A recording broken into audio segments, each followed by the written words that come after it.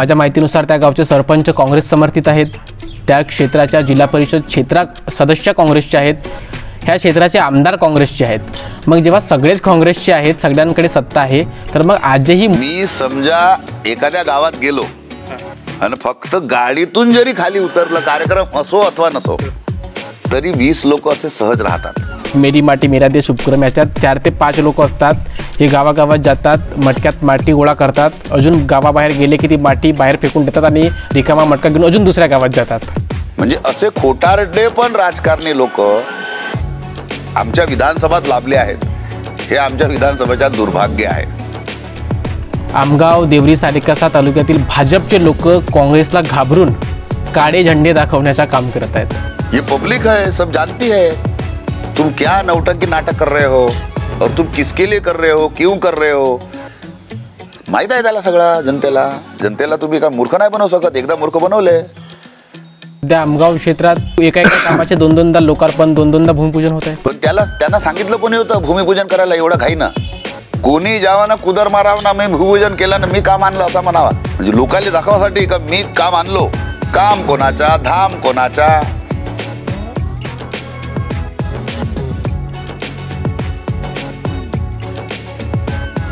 उडत्या पाखरांना परतेची तमान असावी, डोळ्यात सदा नवी यशाची दिशा असावी, घरट्यांचं काय बांधता येईल पुन्हा, पण क्षितिजाकडे झेप घेण्याची जिद्द असावी।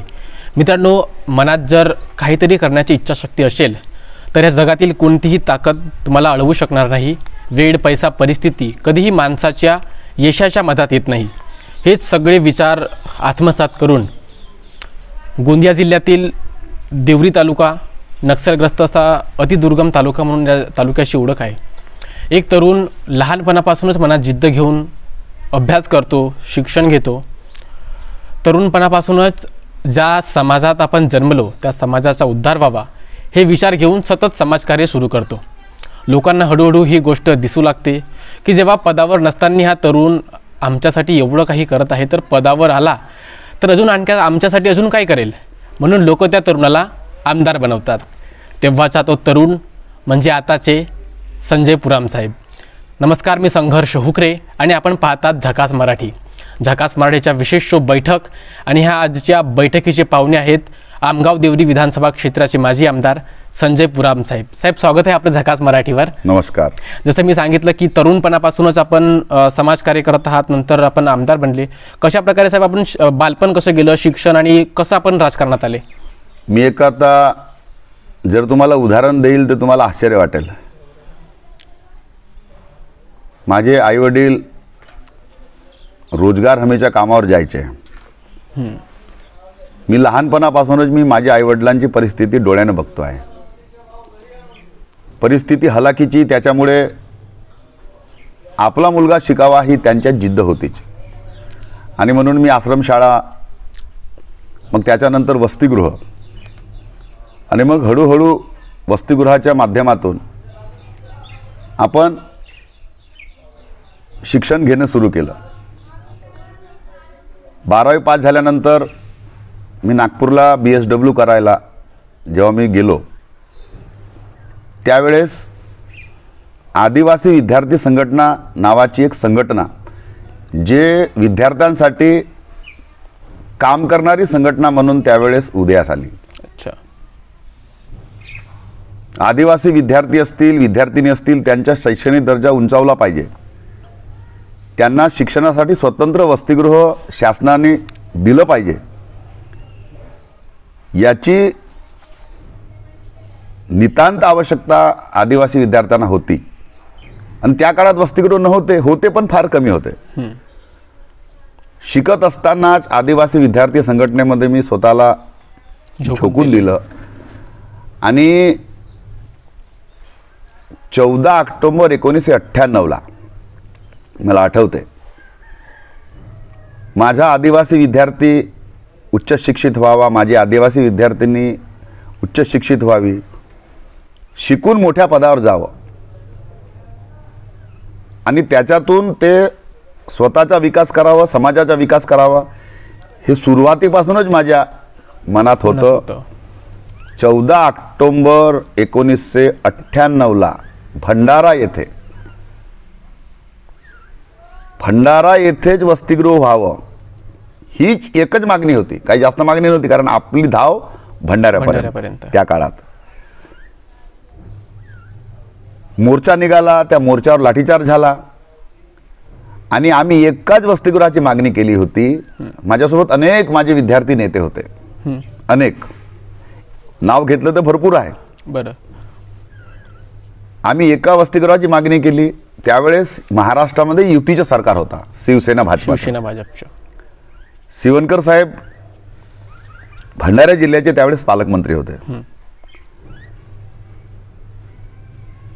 एक वसतिगृह मागणी केली, शासनानं आम्हाला 32 वसतिगृह एकाच वेळेस महाराष्ट्रात देऊन टाकलं. आणि त्यातल्या त्यात गडचिरोली असेल, नागपूर असेल, चंद्रपूर असेल, गोंदिया असेल, भंडारा असेल, यवतमाळ असेल, अशा प्रत्येक जिल्ह्यात वसतिगृह दिले, निर्माण झाले.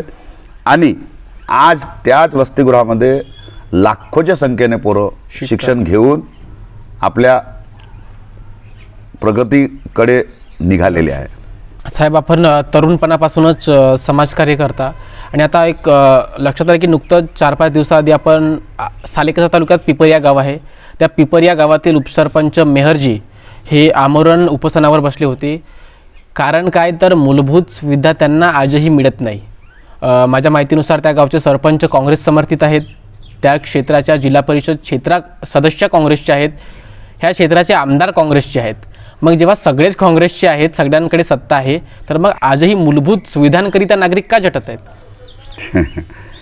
खरं म्हणजे मी स्वतः जेव्हा पिपऱ्याला गेलं, याचा मला आश्चर्य वाटलं की विद्यमान आमदार काँग्रेसचे, त्यांचे जिल्हा परिषद सदस्य काँग्रेसचे, पंचायत समितीचे सभापती काँग्रेसचे, सदस्य त्यांचे काँग्रेसचे, सरपंच काँग्रेसच्या, उपसरपंच काँग्रेसच्या, पूर्ण पिपरिया काँग्रेसच्या, ही नामुष्की उपोषणापर्यंत जाणे म्हणजेच कुठेतरी लोकप्रतिनिधीचं त्या गावाकडे असलेला दुर्लक्ष. मी आपल्याच टीव्हीच्या माध्यमातून, प्रेसच्या माध्यमातून मी वाचलं देखील आणि ऐकलं देखील की सध्याचे विद्यमान आमदार सांगतात की माझा तो जन्मगाव आहे पिपरिया. बरं. माझा गाव आहे तो जन्मगाव. मी ते पाहायला गेलो का खरंच विद्यमान आमदार त्या ठिकाणी जन्मले का, मग जन्मले तर त्या गावासाठी त्यांनी काय केलं. मला फक्त समजलं की तिथले उपसरपंच उपोषणाला बसले आहेत. मी सहज भेटायला गेलो की बा नेमकं अडचण तुमची काय. विद्यमान आमदार आहेत तुमचे, त्यांचं म्हणणं होतं की आमचा विद्यमान आमदार हे प्रश्न सोडवत नाही आहे, म्हणून आम्ही उपोषणाला बसलो. मी म्हटलं आता मी माजी आमदार आहे, मी तुमचे प्रश्न कसा सोडवेल. ते म्हणाले की तुम्ही माजी आमदार असले तरी हे प्रश्न तुम्ही सोडवू शकता, तुमच्यावर आमचा पूर्ण विश्वास आहे. त्यांनी टोटल अन्न त्याग केला होता, ते गुणाराम मेहर उपसरपंच आहेत त्यांनी आणि गावकरी मिळून. म्हणलं ठीक आहे, माझ्यावर जेव्हा तुमचा विश्वास आहे तेव्हा माझ्या विनंतीला मान देऊन तुम्ही उठा, उपोषण करू नका, संघर्ष करा, पण खाऊन पिऊन संघर्ष करा, उपाशीपोटी संघर्ष करू नका. जान है तो जहान है. मी विनंती केली, बघू म्हटलं आपण भविष्यात जर मला काही करता आला तुमच्या गावासाठी. अडचण 2-3 होते तिथे. एक PSC आदिवासी क्षेत्र असल्यामुळे, दुसरं तिथले 2-3 गाव असे आहेत का तिथे रस्ता नाही आणि विद्यार्थिनींना शाळेत जाण्यासाठी बसेस नाहीत, कारण रोड नसल्यामुळे मग बस कसे जाऊ शकतील. असे 2-3 त्या ठिकाणी समस्या होते. त्या गावातील लोक म्हणाले की मग आमच्या गावचा विद्यमान आमदार आहे, प्रतिनिधी आहे, मग आमच्या गावचा असून जर आमच्या गावाच्या समस्यावर त्यांच्या लक्ष नसेल तर कशाचा तो आमच्या गावचा रहिवासी. बरं.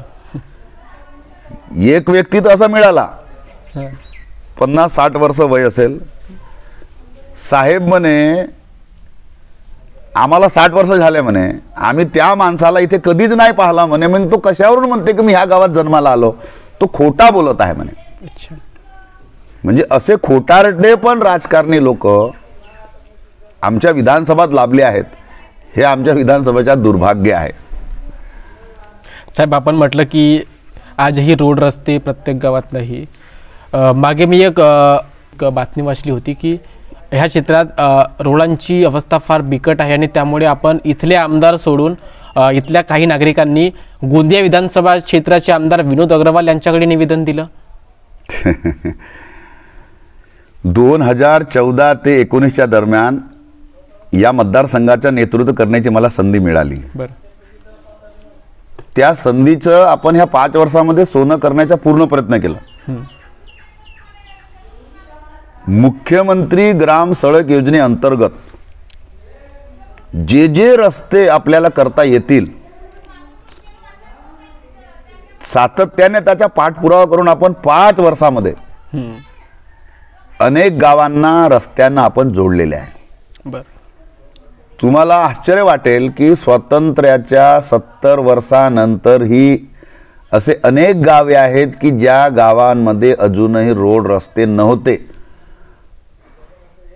त्यावेळेसचे महाराष्ट्राचे मुख्यमंत्री आदरणीय देवेंद्र फडणवीस साहेब यांच्या संकल्पनेतून गाव तिथे रस्ता. बरं. 100% आदिवासी गाव असलेला सालेकसा तालुक्यातील ढंढारी मुरकुडू म्हणून गाव आहे. जवळपास 400-500 लोकसंख्या आदिवासीच्या, ओरिजिनल आदिवासी आहेत. त्या ठिकाणी मी पायी गेलो. मी आमदार होण्याच्या अगोदर तर गेलोच, बरं. पण आमदार झाल्यानंतर देखील मी तिथे पायी गेलो. परिस्थिती बघितली की आपण हे एवढा मोठा रोड देऊ शकतो का, रस्ता देऊ शकतो का. मी माननीय जिल्हाधिकारी, माननीय SP साहेब आणि नंतर मग माननीय मुख्यमंत्री साहेबांना भेटलं की साहेब, त्या गावात 100% आदिवासी समाज राहतो, आपण त्या गावात रोड रस्ता देऊ शकतो का. मुख्यमंत्री साहेबांनी तत्काल 17 करोड रुपये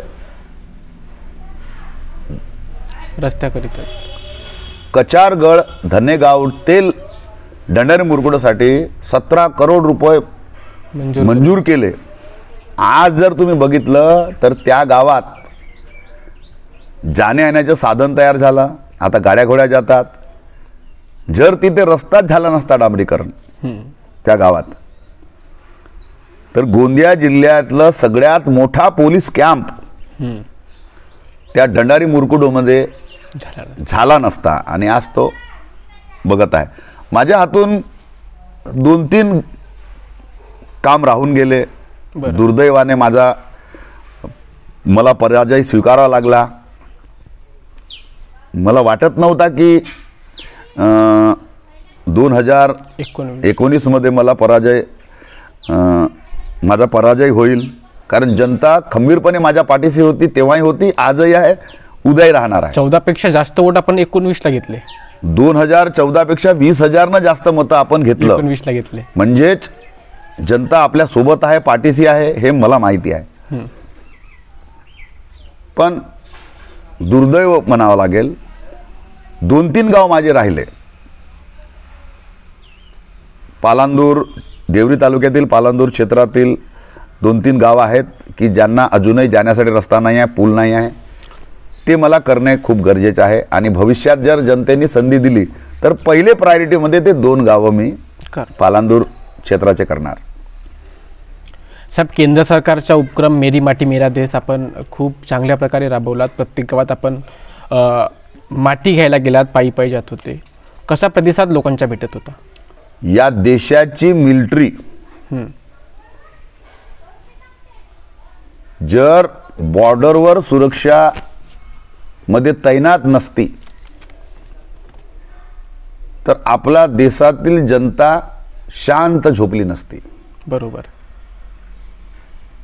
ना दिवाळी झाली असती, ना दसरा झाला असता, ना कुठलाही उत्सव झाला नसता. पण जे देशासाठी स्वतःला झोकून देणारा जो जवान आहे, ज्याला आपण मिलिटरी म्हणतो, सैनिक, त्यांच्या भरोश्यावर आपला देश सुरक्षित आहे.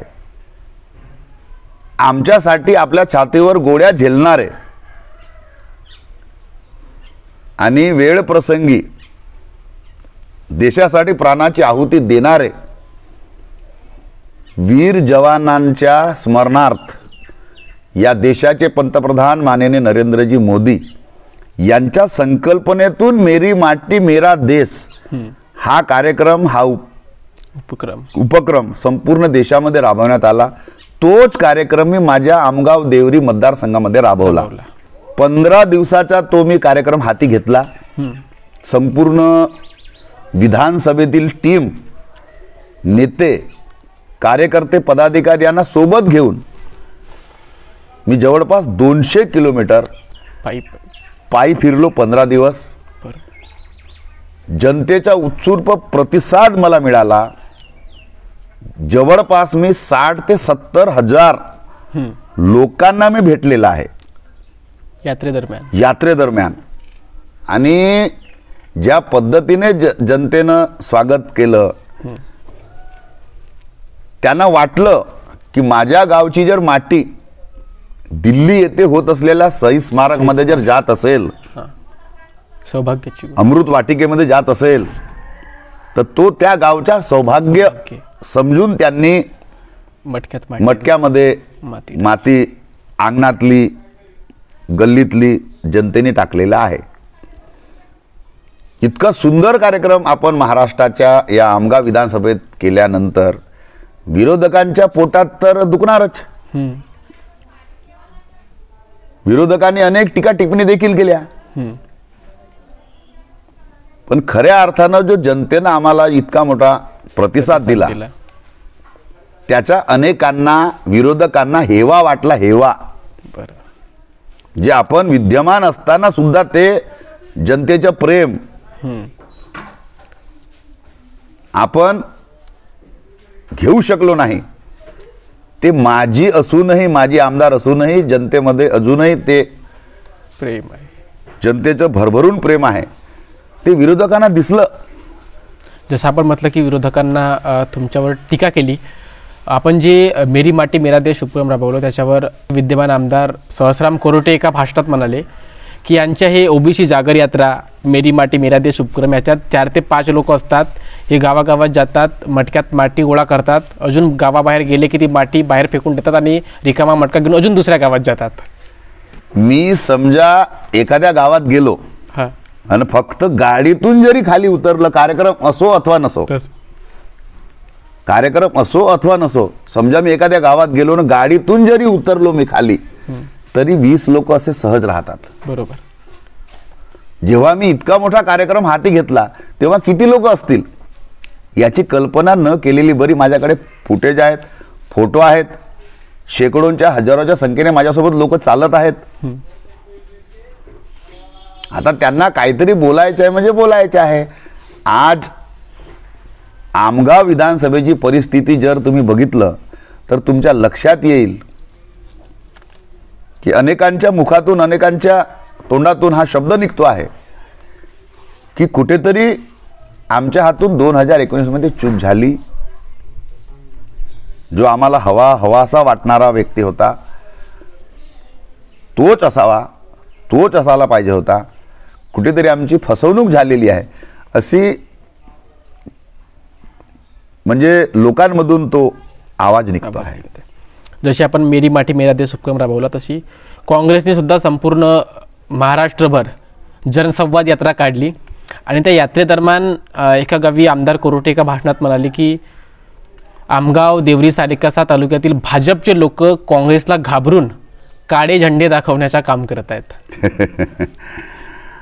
कोण घाबरला आहे ती वेळ सांगेल, तो काळ सांगेल. मेरी माटी मेरा देश या कार्यक्रमाच्या अंतर्गत आम्ही जे माती कलेक्ट केली होती ते मी स्वतः विदर्भ एक्सप्रेसने मुंबईला मी घेऊन गेलेला, पूर्ण जनतेने पाहिलेला आहे.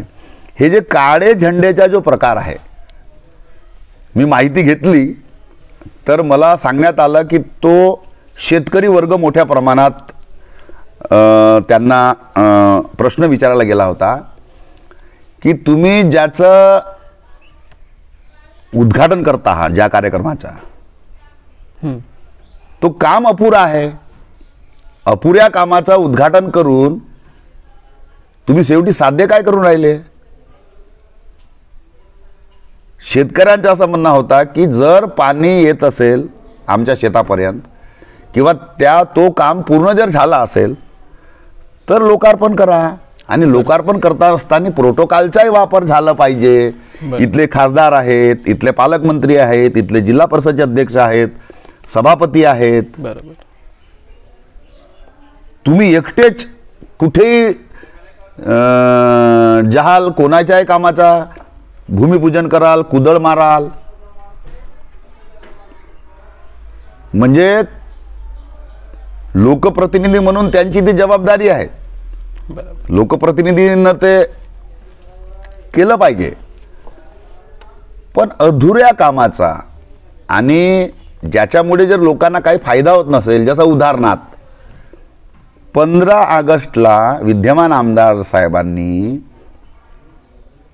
जिथे विद्युतची व्यवस्था नाही, जिथे पिण्याच्या पाण्याची व्यवस्था नाही, जिथे लिफ्टची व्यवस्था नाही आहे, जिथे रंगरंगोटी झालेली नाही, अशा ग्रामीण रुग्णालय देवरीच्या घाईनं तिथे जिल्हा प्रशासन नाही, आरोग्य विभागाची परवानगी नाही, NOC नाही, म्हणजे घाई कशाला. अच्छा. चिंता आम्हाला पण आहे रुग्णांची, चिंता आम्हाला पण आहे सर्वसामान्य लोकांची. पण जो तयारच नसेल तिथं स्वतः श्रेय घेण्यासाठी जर तुमची ही लढाई असेल, निव्वळ श्रेय घेण्यासाठी जर तुमची लढाई असेल, तर मग जनता बघतो ना, जनताला समजते ना. बरोबर. ये पब्लिक है, सब जानती है तुम क्या नौटंकी नाटक कर रहे हो और तुम किसके लिए कर रहे हो, क्यों कर रहे हो. माहीत आहे त्याला सगळा जनतेला तुम्ही काय मूर्ख नाही बनवू शकत. एकदा मूर्ख बनवले. देवरीतील रुग्णालयाची अवस्था फार बिकट होती. छताचं पाणी गळत होते म्हणून आमदार कोरोटे म्हणतात की तत्काळमध्ये त्याचं लोकार्पण केलं. मात्र राजकीय पोळी शेकण्याकरिता म्हणजे त्यांनी 19 ऑगस्टला एक पोस्ट केली फेसबुकला. त्या फेसबुक पोस्टला तुम्हाला त्याच्यावर टॅग केलं आणि म्हटलं की हा फक्त माझाच अपमान करत नाही, माझाच विरोध करत नाही, तर ह्या क्षेत्रातील दलित रुग्णांच्या, आदिवासी रुग्णांच्या विरोध करत आहेत आणि करायचं असेल तर गरिबांची सेवा करा असं तुम्हाला टॅग करून.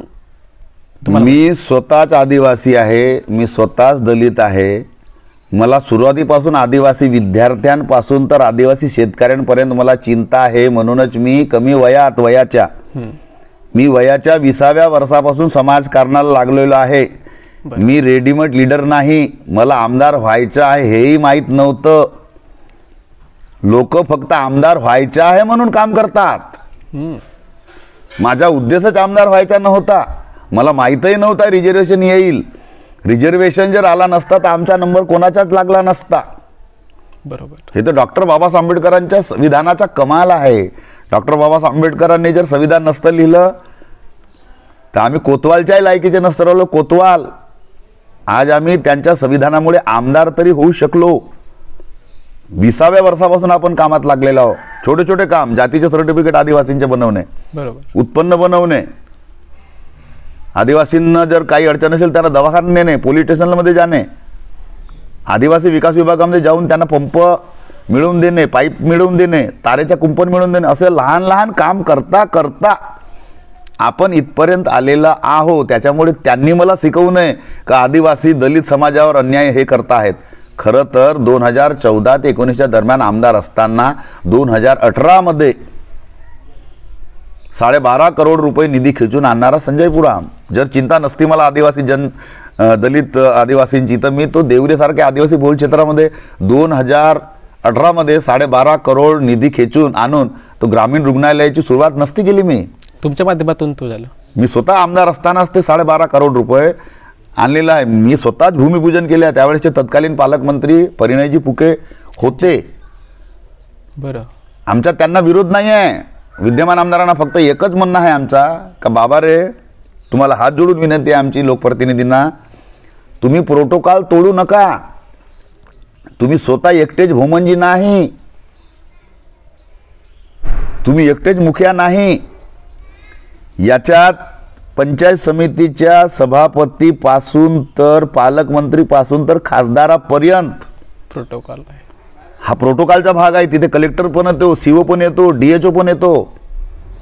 स्वतः आपल्या हाताने ते पत्रिका लिहितात, आपल्या हाताने बोर्ड तयार करतात. सरकारी माणसानं, प्रशासनानं पत्रिका तयार करावं लागते. बरोबर. तो शासकीय कार्यक्रम नव्हता, तो प्रोटोकॉलनुसार नव्हता. प्रोटोकॉलनुसार व्हावा म्हणून आपला ते मागणी होती, विरोध नव्हता. त्यांनी करावा पण बाय प्रोटोकॉल. जसं उदाहरणार्थ पालकमंत्री धर्मराव आत्राम साहेब आले, बरोबर, बाय प्रोसिजर प्रोटोकॉल शासकीय पत्रिका, आणि नंतरच मग लोकार्पण देवरी ग्रामीण रुग्णालयाचा झाला. असं नाही. सध्या आमगाव क्षेत्रात दोनदा एका कामाचे दोनदा लोकार्पण, दोनदा भूमिपूजन होत आहे. पण त्यांना सांगितलं कोणी होतं भूमिपूजन करायला एवढं घाईनं? आदिवासी मंत्री आहेत ना. तो आदिवासी मंत्र्यांचा अधिकार आहे, जिल्ह्याच्या पालकमंत्र्याचा अधिकार आहे. कोणी जावं ना, कुदर मारावं ना, मी भूमिपूजन केलं ना, मी काम आणलं असा म्हणावा. म्हणजे लोकांना दाखवासाठी का मी काम आणलो. काम कोणाचा, धाम कोणाचा. तेव्हा हे आमदारही नव्हते. आमदार तर त्यावेळेस संजय पुराम होते. मग संजय पुरामने त्यावेळेस मारायला पाहिजे होता ना. आपण घाई नाही केली, कारण जो आतापर्यंत मी आमदार असताना विदाऊट प्रोटोकॉल कोणतेही कार्यक्रम केले नाही. कोणत्याही पक्षाच्या सभापती असो, सरपंच असो, आपण त्यांना विश्वासात घेऊन, आपण त्यांना सोबत घेऊनच काम केलं. आपण भूमिपूजन किंवा लोकार्पण केलेलं आहे. साहेब, आमगाव नगर परिषदेच्या मान्यतेचा आणि निवडणुकांच्या मुद्दा खूप दिवसापासून ते समस्या झाली नाही. आमगावतील काही नागरिकांनी मागे प्रस्ताव दिला होता की आम्हाला मध्य प्रदेशमध्ये सामील करा, कारण इथं आमचं काही होत नाही, योजनांचा लाभ मिळत नाही.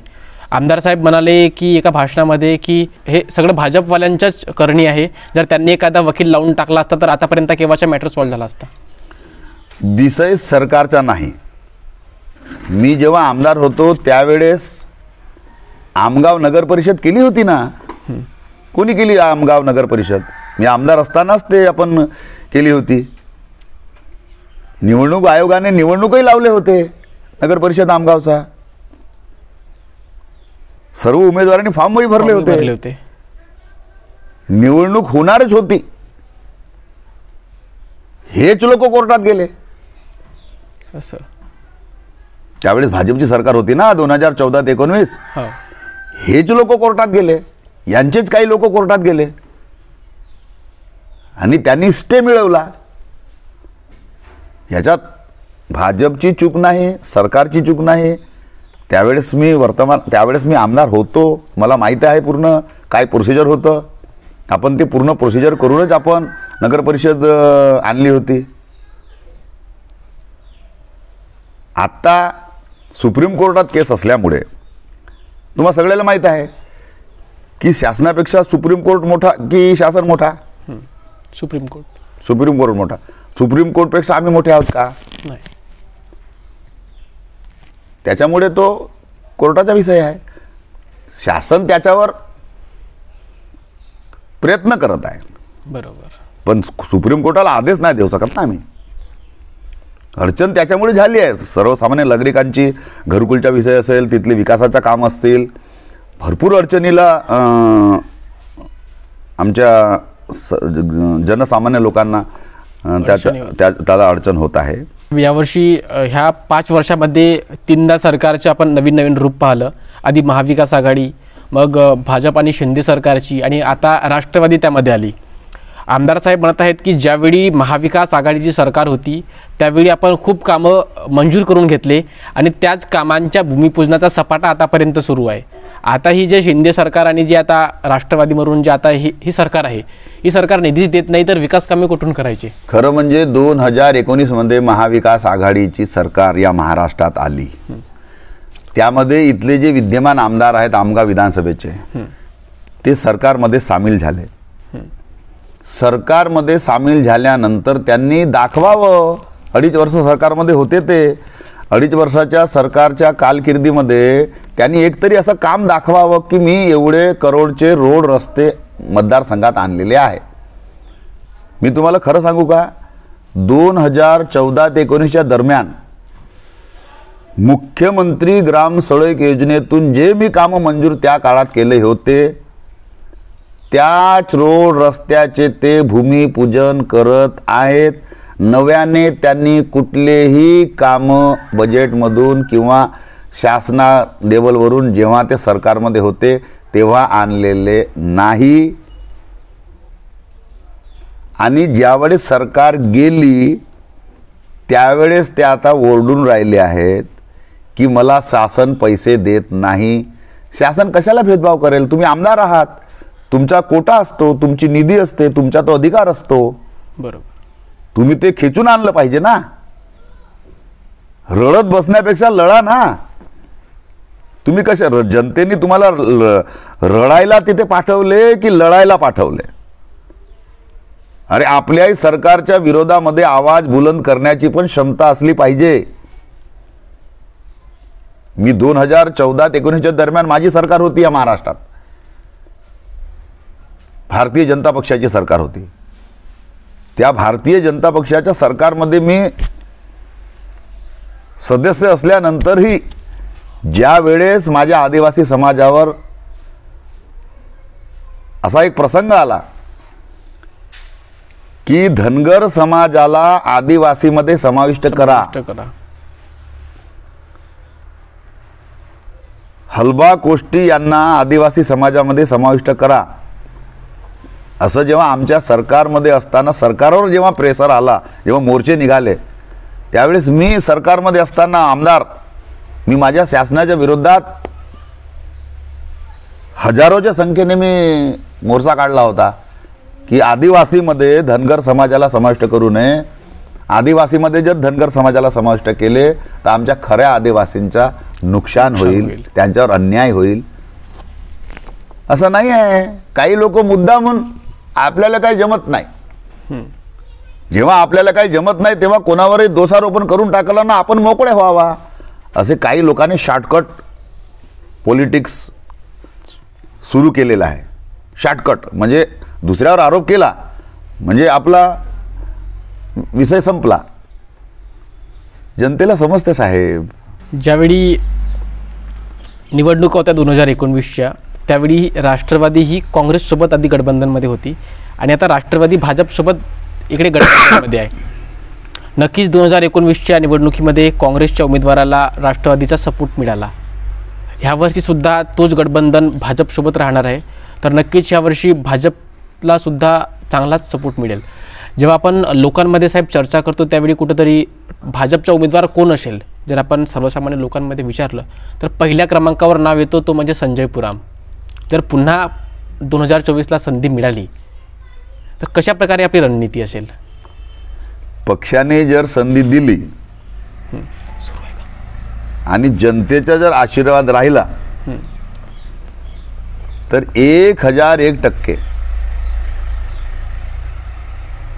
आमगाव देवरी विधानसभा आपण जिंकणार. अशा परिस्थितीमध्ये आज आपण आलेला आहोत. याचं कारणही आहे. 2019च्या निवडणूक हरल्यानंतर आपण दुसऱ्याच दिवशी जनतेच्या सेवेसाठी घराच्या बाहेर पडलो. कशाची तमा बाळगली नाही. माझ्याकडे काही आहे नाही, डिझेल भरायला पैसे आहेत नाही, काही नाही.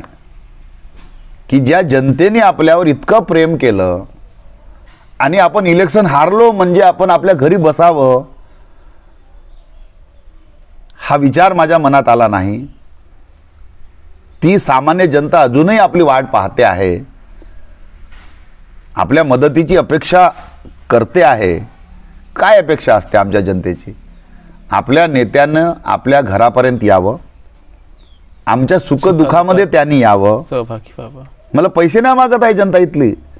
संजय पुराम यांनी आमच्या सुखादुःखात उपस्थित राहावं हीच त्यांची इच्छा होती आहे. आणि त्यामुळे मी 2019 ते 2023 नॉन स्टॉप कंटिन्यू कोरोना असताना सुद्धा मला कोरोना झाला तरी सुद्धा मी घराच्या बाहेर पडलो आणि जनतेपर्यंत जाऊन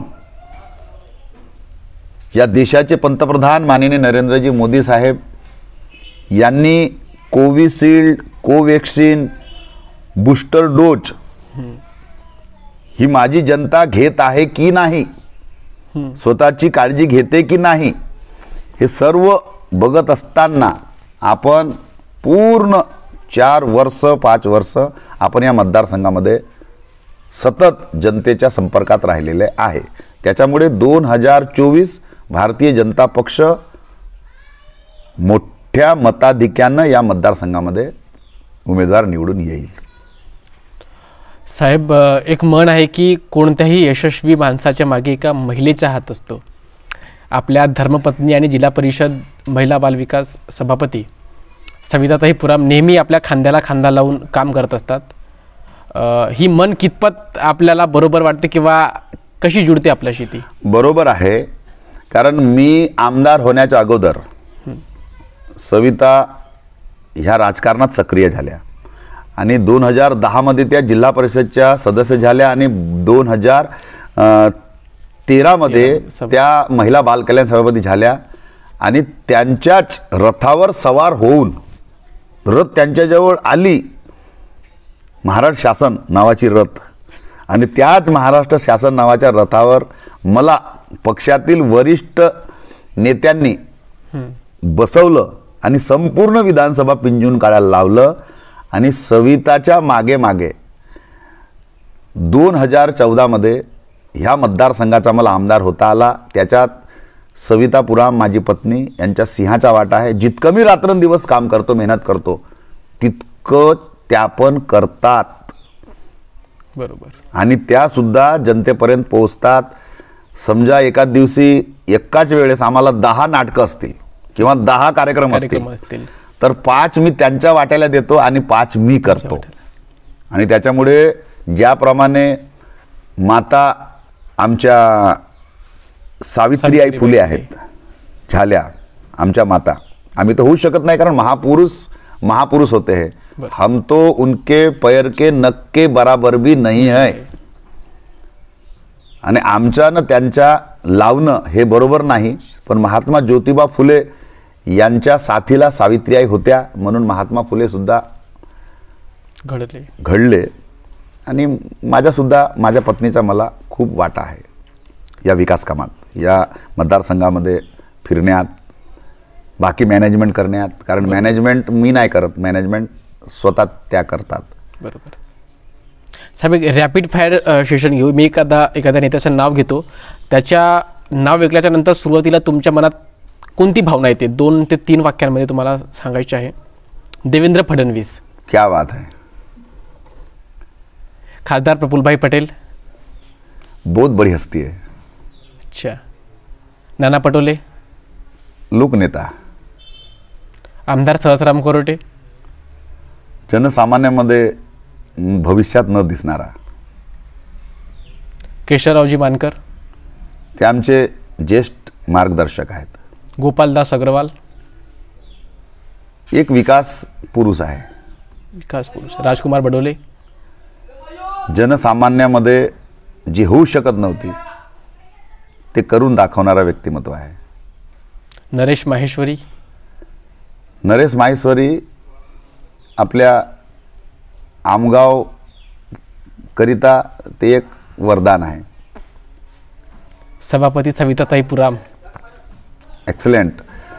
ती आणि मी ही आमची दोघांच्याही विकासात्मक चर्चा, घरगुती चर्चा, सामाजिक चर्चा याच्यात आम्ही दोघंही स्वतःला वाहून दिलेला विषय आहे. खूप खूप धन्यवाद साहेब. Thank you so much. तर हे होते आमगाव देवरी विधानसभा क्षेत्राचे माजी आमदार 2014 ते 2019 पर्यंत ज्यांनी आमगाव देवरी विधानसभेची आवाज विधानसभेमध्ये बुलंद केली. सर्वसामान्यांचे प्रश्न असतील, गरिबांचे प्रश्न असतील, आदिवासींचे, दलितांचे प्रश्न होतील, रोखठोक आपल्या अंदाजाने त्यांनी विधानसभेत मांडले आणि कशा प्रकारे समाजातील शेवटच्या स्तरापर्यंत त्याच्या हक्काचा न्याय त्याला मिळावा याकरिता ते झटले. या आजची मुलाखत नक्कीच आपल्याला आवडली असेल. खूप काही जे आपला कॉन्सेप्ट असतील, आपल्या मनात काही प्रश्न असतील, तर ह्या मुलाखतीच्या मार्फत आपले प्रश्न सुटले असतील. व्हिडिओ शेवटपर्यंत पाहिल्याबद्दल आपण सर्वांचे धन्यवाद. आणि अशाच प्रकारे झकास मराठीवर व्हिडिओज पाहण्याकरिता चॅनलला सबस्क्राईब नक्की करा. धन्यवाद.